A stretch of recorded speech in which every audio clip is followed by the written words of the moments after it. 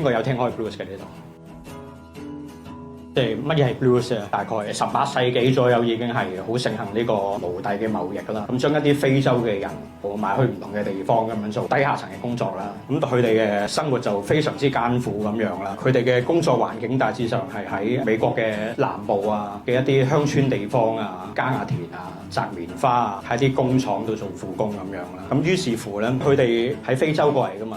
就將一啲佢哋喺鄉下嘅一啲音樂元素咁樣就帶到嚟美國嘅生活咁樣啦，已經係喺佢哋嘅血液裡面㗎啦。佢哋有咩音樂元素咧？好重要係有樣叫做 call and response， 就係例如有一個人咁去開始唱咁領唱，然後就大家去和應佢咁樣啦。咁 call and response 呢個詞裡面咧，係 blues 都好緊要嘅，唔止淨係話對一班人互相唱咁樣，甚至係連樂器啊都可以互相呼應，甚至當一個人彈 blues 嘅時候，都可以用樂器去和應翻自己唱嘅嘢咁樣。係，hello，好開心今日嚟到 Parkland，咁就完成咗呢個彈嘢要講 feel 呢個講座啦，咁就可以俾我有個機會去介紹 blues 啊，同埋同大家參加者 jam 下 blues 咁啦。咁希望即係大家對呢樣音樂繼續有興趣啦。Thank you。Rock me baby,